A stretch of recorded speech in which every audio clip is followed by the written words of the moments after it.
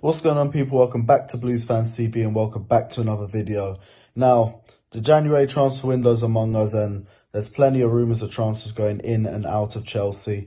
One big rumour that's just been popping around tonight is Olivier Giroud. Now, Olivier Giroud was a transfer that we thought was going to happen for a long time. Giroud has had barely any game time under Frank Lampard at Chelsea. I don't think he's even played for us since that West Ham loss back in November, I think. So this has been something that's been on the cards for a while, but it's still something that I hoped wouldn't have happened. I hoped Giroud would have had a bigger impact on the side for this season, but Giroud's been meeting with Inter Milan directors over a move to Inter Milan, with both clubs still in talks over a potential transfer. I think Chelsea are trying to hold out for about 10 million euros from the club, but I think Inter Milan have only offered around 3.8 million so far.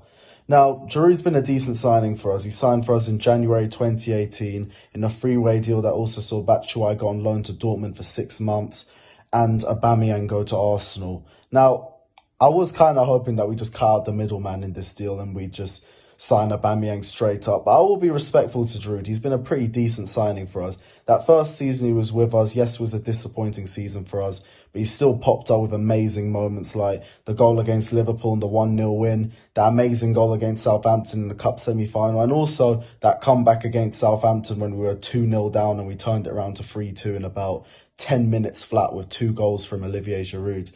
He also created an amazing partnership with Eden Hazard, even calling him the best target man in the world. And the link-up between Giroud and Hazard was amazing, and that was a great strength for Olivier Giroud. Giroud was the sort of player where you know what his weaknesses are. You know he's not going to be very quick. You're not going to want him on a one-on-one running at pace. But you give him the ball, he's strong, he can hold up the ball, and he can release the ball quickly to under wingers, and he brings the best out of the players around him, and that's the type of player that he's always been. And his link up with Eden Hazard was an amazing example of it. Now, Giroud also didn't see a lot of game time with us last season, but he was still clinical in the Europa League. We were calling him Europa League R9 and all that. He was amazing. He was a top goal scorer in the Europa League with 11 goals in 14 matches, had a hat-trick against Dynamo Kiev as well, and also scored the winning goal in the Europa League final against his former club as well, Arsenal.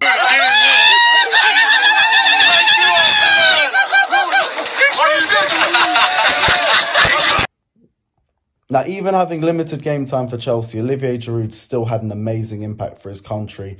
In March 2019, I think he became France's 3rd highest goal scorer. He's got, I think, 35 goals for France his entire career. And even while being on the bench at Chelsea, he's still been producing goal after goal after goal for France.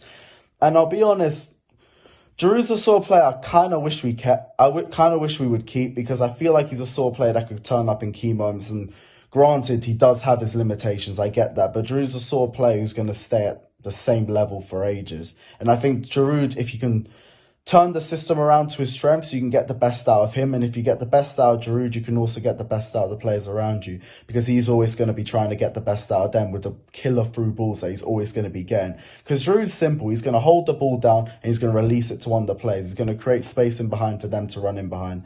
And I think if you turn the system around to suit him, you could get the better out of the players around him. But I understand why Giroud wants to leave. The Euros are coming up. He's going to need more game time to prove exactly why he still needs to be playing. And I get that he's still been scoring regularly for France, but he's still going to want regular game time. The guy's 33 now. He's going to want to stop. He's going to want to see out the final years of his career playing regularly. So I understand why he wants to leave. And he has been a pretty good servant for the club. So thanks, Giroud, for all the memories, guys. Let me know what you think down in the comment section below. Let me know your best Olivier Giroud memories. Let me know who you think we'll be trying to bring in to replace Olivier Giroud, because now we're going to have to go in for another striker. Let me know who you think we'll be replacing Giroud with.